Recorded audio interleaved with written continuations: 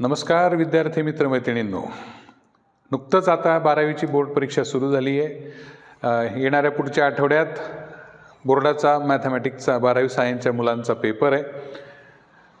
बऱ्याच मुलामुलींचं म्हणणं होतं की त्या पेपरला टाईम मॅनेजमेंट कसं असावं, how to go for the section wise or question wise, साधारण प्लॅन कसा करावा याबद्दलचं थोडंसं आम्हाला सांगितलं तर बरं होईल. तर त्या संदर्भातच हा एक छोटासा व्हिडिओ मी आपल्यासाठी करतोय.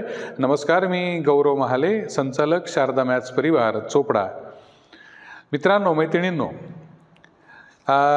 गणित विषय म्हटल्यानंतर किंवा तो विषय आपण जेव्हा शिकलेला आहात तर एक प्रॉपर प्लॅनिंगने आपण तो पेपर कसा सोडवला पाहिजे त्या संदर्भात.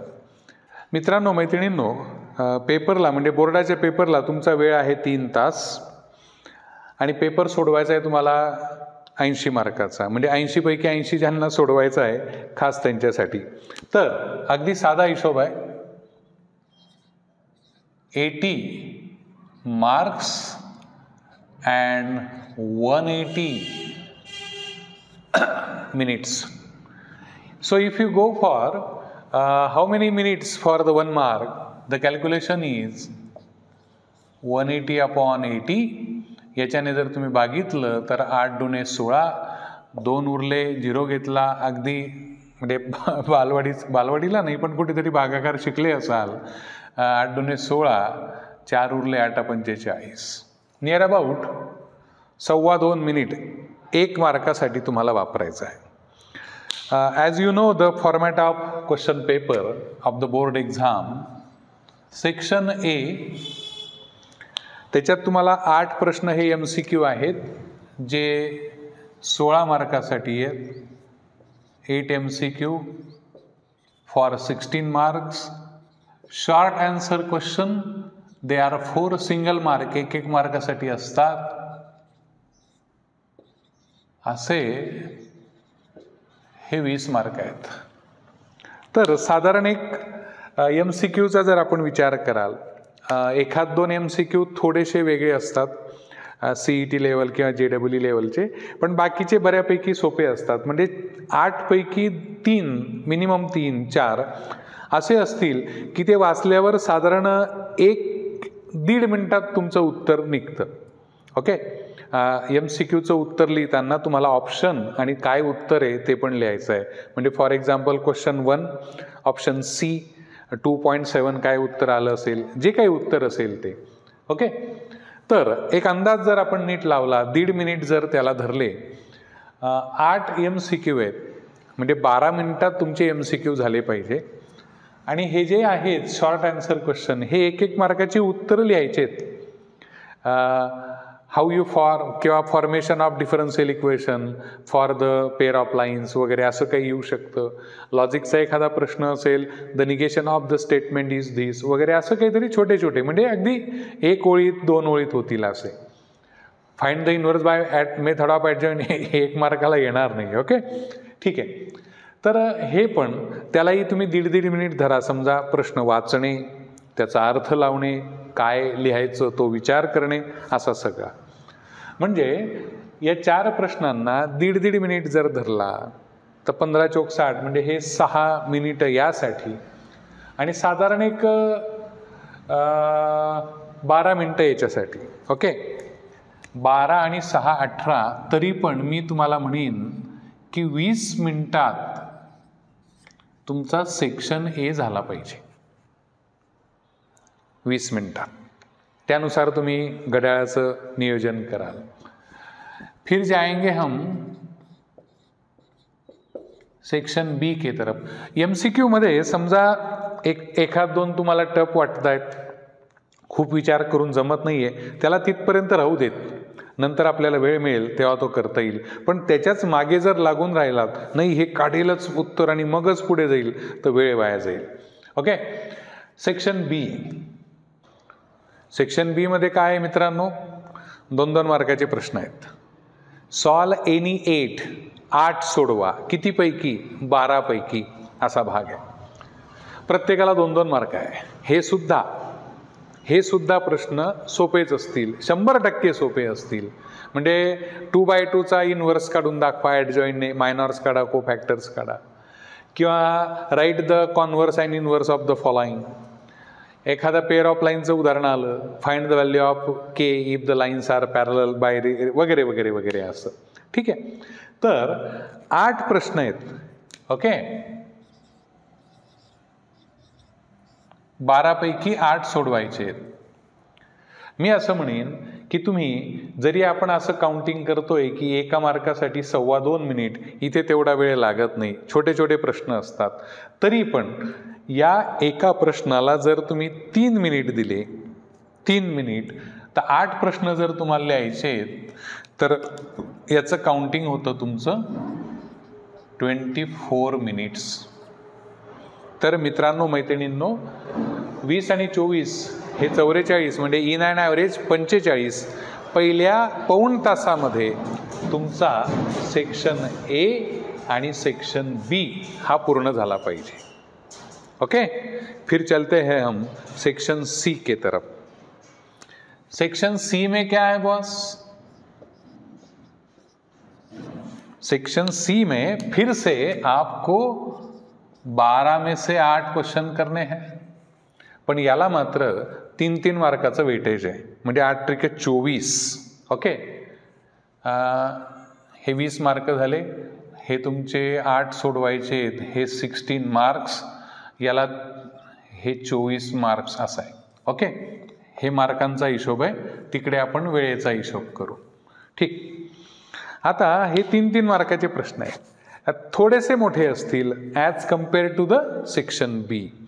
म्हणजे फॉर एक्झाम्पल कदाचित LPPचा मे बी येऊ शकतो, just draw the graphs and decide the shaded region, किंवा एखादा डेरिव्हेटिव्हचा प्रश्न येऊ शकतो, dy/dx, पॅरामॅट्रिक वगैरे काही उदाहरण असू शकतं.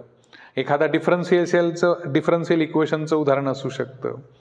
कदाचित प्रॉबॅबिलिटी बायनॉमियल डिस्ट्रीब्युशन याच्यातलं एखादं उदाहरण त्याच्यात असू शकतं. ओके, तर ते मी त्याप्रमाणे तुम्ही जर नीट मॅनेज केलं, हार्डली 4 मिनिट खूप झाले तर 5 मिनिट तुम्ही एका प्रश्नासाठी वापरा. 8:45 मिनिटात हा सेक्शन संपला पाहिजे.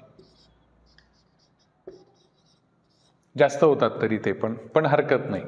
ओके, फिर आपकी बारी आती है सेक्शन डी के तरफ. मित्रांनो, मैत्रिणींनो, तुमचा सगळा जो स्कोर असतो, म्हणजे ओव्हरऑल सगळ्यांशी कंपेअर करताना किंवा पेपरमधले मार्क्स, तुमचं रँकिंग वगैरे असं सगळं ते खालीवर करायला कारणीभूत म्हणजे सेक्शन डी. क्या है बॉस इसमें है 8 क्वेश्चन, आपको लिखने हैं 5. ओके, म्हणजे हे आणि 4-4 मार्काचे आहेत. So it is for 20, 24, 44 plus this 60 और वो 20, 80. जर तुम्ही या तिघांचं काउंटिंग केलं, म्हणजे हे पाऊण तास धरला होता आपण, हा पण पाऊण तास धरला, 5 मिनिटं वाढवून घेतले, पाऊण आणि पाऊण म्हणजे 1.5 तास तुमचा झाला. यू हॅव 1.5 म्हणजे 1.5 तास, 1.5 अवर म्हणजे 1.5 तास सेक्शन डी साठी रिझर्व पाहिजे. तो तेवढा लागणार पण नाही जर आपला प्रॉपर अभ्यास असेल तर. सेक्शन डी मध्ये चॉईस ऑफ क्वेश्चन जेव्हा कराल, मी असं म्हणत नाही की तुम्ही सुरुवातीलाच अगदी प्रश्नपत्रिका हातात मिळाल्याबरोबर सगळं वाचून घ्या आणि मग काय करायचं तसं करू नका. पण सेक्शन डी मध्ये शक्यतो प्रेफरन्स देताना 4-4 मार्काचे प्रश्न आहेत. 1 question is from the logic. जर असलाच तर मेथड ऑफ रिडक्शन किंवा मेथड ऑफ ॲडजॉईंट, मॅट्रायसेस याच्यावरचा जर प्रश्न असला तर त्याला प्रेफरन्स द्या.